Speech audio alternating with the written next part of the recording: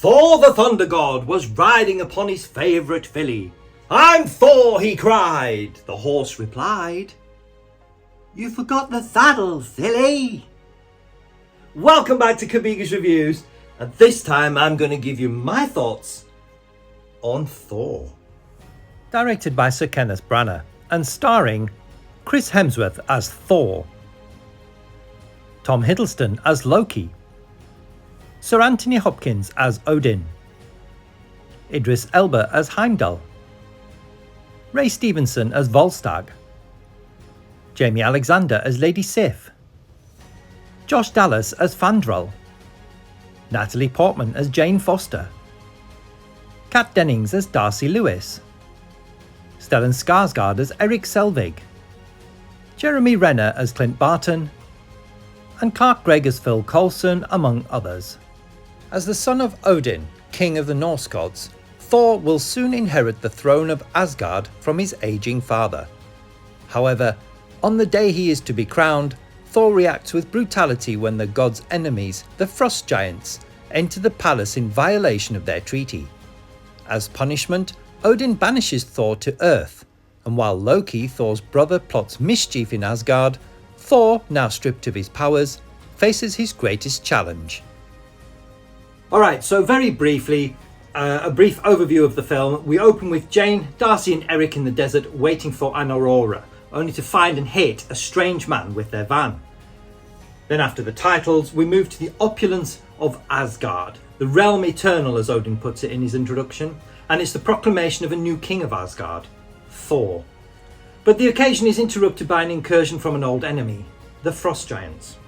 Enraged by this perceived slight, Thor seeks revenge and travels to Jotunheim, breaking the fragile peace between them and the Asgardians. Following some fierce fighting, their lives are saved by the intervention of Odin himself, who tries to defuse the situation with the Jotun king Laufey, who is in no mood for peace and confirms Thor will get the war he so craves. Following his reckless and arrogant actions, Odin strips Thor of his power and banishes him to Earth. This brings us full circle back to the beginning of the film, where Jane, Darcy and Eric take this strange man that they've hit with their van to the hospital, but they end up taking him in themselves because they realise that he may well have the answers that they seek. Now meanwhile, back on Asgard, and following his experiences on Jotunheim, Loki questions his origins, and Odin confirms he is indeed the son of King Laufey, and not Asgardian at all. Meanwhile, Thor seeks to retrieve his hammer Mjolnir, which has been enchanted by Odin so that only those who are worthy can wield it.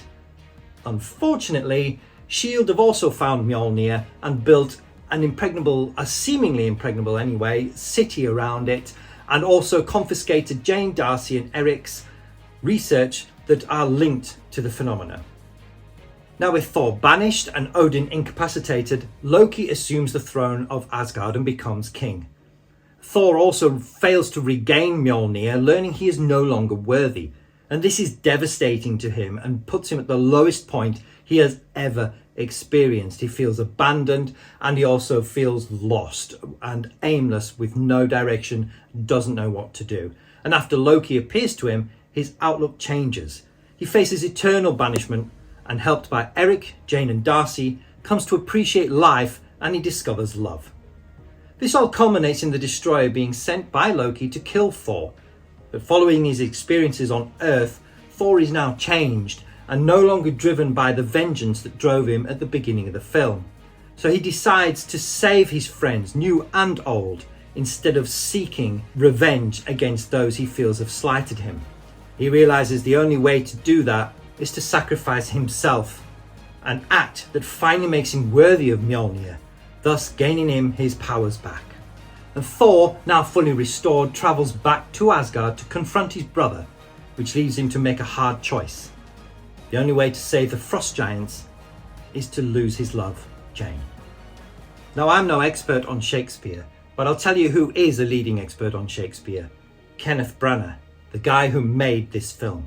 And Shakespeare is throughout the film, the themes and the way it's filmed, the grandeur of it, and it is absolutely gorgeous to look at. and it's very, very powerful and very sweeping. It is very, very, very Shakespearean, and that is Kenneth Branagh through and through, even down to the way that the Asgardians speak. They don't truncate their words. You know, they wouldn't say the word don't. They say do not, because that's the Shakespeareanism of it. And that's Kenneth Branagh through and through. And I think it just helps to set up Thor as something otherworldly. And I think this film, for me, sets up that character really, really well. And it goes back to what I've said in one of my previous videos about how this is what the MCU has done perfectly. They've done the groundwork and they've done the legwork to actually build these characters. They didn't rush, they took their time, and that's why we care about them. And Chris Hemsworth embodies Thor. He is amazing as Thor. He's perfect as Thor. He bulked up, he looks good, he plays the part, he's funny, he's charming, and he's also got an air of authority to him. He's ultimately going to be the king of Asgard one day, and it shows. That character is very, very not authoritarian, what's the word? Regal. Yeah, he's almost regal. Very, very good. And Natalie Portman is an Oscar-winning actress. She does a brilliant turn as Dr. Jane Foster. I love all the performances in this, and this also helps to introduce characters like Hawkeye, who we will come to learn. Like Iron Man 2 introduced Black Widow, this is where Hawkeye comes in. Darcy Lewis is introduced in this. Dr. Eric Selvig is introduced in this. And also we have Clark Gregg reprising his role as Agent Phil Coulson, which will also lead into the Agents of S.H.I.E.L.D. TV show and into the Avengers and further on. So this film, for me, is one of my absolute favourites. I love Thor. I love the Thor franchise because I like science fiction and I like fantasy. And although Iron Man and Incredible Hulk are brilliant films, they're great films, they're very earthbound and very grounded, but I love this fantasy bit. It's real escapism, and I think Kenneth Branagh is the one to thank for the grandeur of this film. It is so beautifully made. It brings me nicely to the 4K disc. Again, the point of me doing these reviews, more than 10 years after these films have come out. The picture is astounding. It is really, really good quality. The sound is brilliant. Its surround sound is fantastic. There's no loss, no dropout. You can hear everything that is really clear, and it's not too loud and it's not too overpowering. There's a great balance between the effects and the dialogue as well. The special features on this disc are somewhat sparse, as all the Phase 1 movies seem to be, but that's okay because I basically got this to watch the film and watch it in the best possible quality that I can.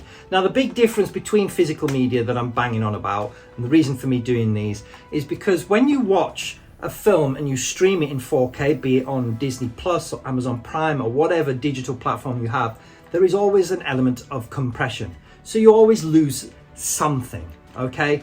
But you watch the disc and you get the whole 9 yards. You get everything, right? With no loss, no nothing. So for me, if you get a chance to get the physical media, the 4K Ultra HD of Thor and all the other MCU films, definitely do. All right? So I'm going to score this film, Thor, the very first Thor. It's the fourth film in the MCU release timeline. I'm going to score this 9.5 out of 10 because I really do rate this film. I really do like it. It's not the best film ever made, but it's certainly up there. All right, so let me know what you think in the comments down below. Do you agree with me? Do you like Thor? Are you looking forward to the next review that I'm going to do, which will be Captain America? So yeah, don't forget to like, share and subscribe because it helps to support the channel. And let me know in the comments below what your thoughts are. Thank you for watching, thanks for your time, and I'll see you on the next one. Thanks for watching. If you liked what you saw, drop us a like and subscribe to see all future content.